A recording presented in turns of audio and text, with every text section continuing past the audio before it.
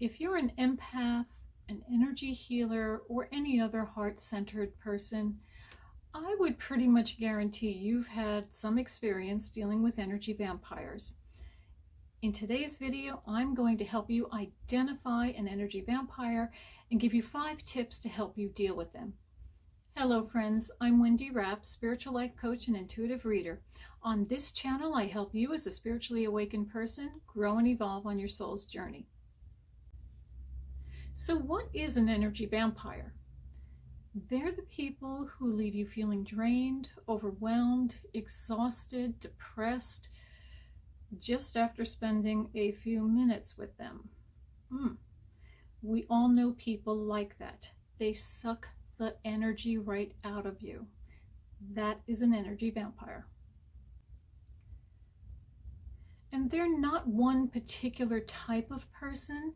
They can be the drama queen, the passive-aggressive person, the person who's always having a pity party.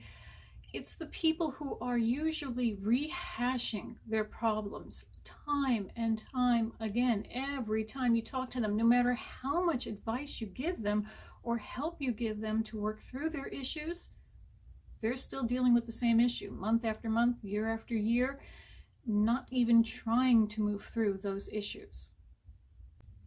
If you are a heart-centered person, and most spiritual people are, you have the ability to make people feel rejuvenated, calm, safe, secure, supported. So you are setting yourself up to be a magnet for energy vampires. So what can you do to protect yourself from these type of energies so they're not draining you? Well, the first tip is, if this is somebody you see on a regular basis, like every day, a coworker, for instance, avoid asking them how they're doing. You already know how they're doing. They're at work. They must be okay. When you ask someone who you know is an energy vampire how they're doing, it's an open-ended question to hear every complaint that they have. Simply say good morning or hello, but avoid asking people like that how they're doing. If it's a friend, somebody you love, and you really want to spend time and you want to try to help them, well, then you're going to need to set some boundaries and time limits with them. And the best way to do that is in a neutral space. In other words, instead of inviting this person to your house, because oftentimes it's very difficult to get that person to leave, meet for lunch at a cafe or coffee in a coffee shop. Let that person know you have a time limit. I can give you an hour of my time today, and then you have to go. And when you see that time coming where you're going to need to take your leave, let that person know, I'm going to have to be going soon, and start wrapping it up. It's up to you to set those boundaries. It's also a good idea when you're meeting up with a friend like that to try to arrive separately. And that way you don't have to rely on them taking you to and from wherever this is, because you're putting the control back in their hands. You need to take control from them and keep control to yourself. So arrive separately, find a neutral space, have a time limit. And third, never feel guilty about saying no. I mean, it's just that simple. You have your own life, you have your own things that you need to accomplish, and you need the time and energy to do it.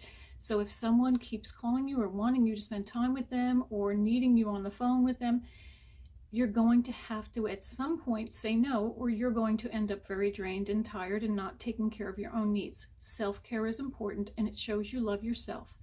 Nothing wrong with that. And when you're around these people, maybe at work or in your family at a reunion, one of the best ways to deal with these energy vampires who are constantly trying to feed off of your energy is to do what Dr. Christine Northrup said, which is to act like a gray rock. I know that sounds really kind of funny, but what she means is you sit there and you keep yourself as expressionless as possible. In other words, you're not feeding or fueling them in any way, not even with a, oh, I'm sorry, or that's too bad, or you just sit there like a gray rock. Trust me, they will get tired of not getting that feedback. They crave that feedback. They need that emotional stimulus from you to feed their energy. So the more you can keep yourself in a kind of Dr. or Mr. Spock kind of a energy and attitude, the faster they'll go find someone else to talk to.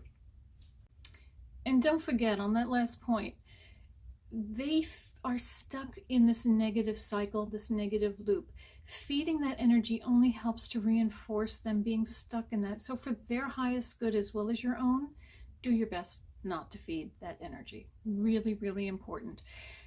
And the last point is kind of hard to do. I know I've had some experience with this myself, and that is learning to distance yourself from these people. Now, I mean literally not answering the phone, giving them less of your time, not being able to meet up with them as much as you could. If it's someone you love and you want to keep in your life, you're going to have to let them know, I can't meet with you every day, or I can't be on the phone with you for hours every day.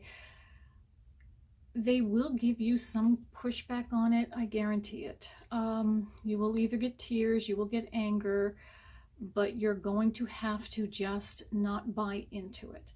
If it's someone that you absolutely have no interest in keeping in your life, and that has happened to me too, you simply have to slowly, if you can, maybe not so slowly, back away. And still, I got the tears and I got the anger. The tears turned to anger.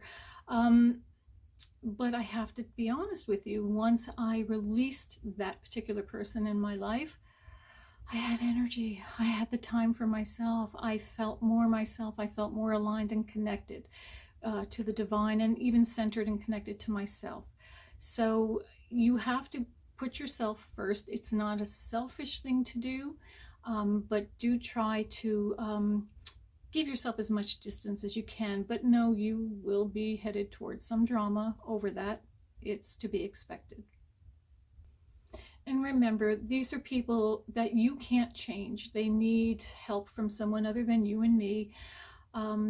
They have to want the change. They're not going to want that change as long as they keep being fed the energy that you're feeding them. So don't feel badly that you're going to be taking care of yourself and protecting yourself. It's very important, even from a spiritual perspective, to take care of your own energy.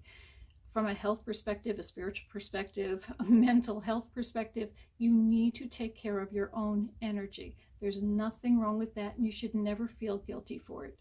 However it is that you choose to handle these people and to deal with them, always remember this also. Come from a place of love. Send them love, send them healing. Don't do anything harsh or hurtful intentionally, but try to be as loving as possible with these people. Don't forget, though, when you're doing that, to send yourself that love and take care of yourself first. I hope these tips were helpful for you. As always, thank you so much for joining me here. Don't forget to hit the subscribe button. I upload a new video every Sunday. And if there's an area that you'd like me to cover here, please feel free to leave it in the comments section below. I would love to hear from you. As always, remember, you are a spark of the divine. Share your light with the world. Blessings.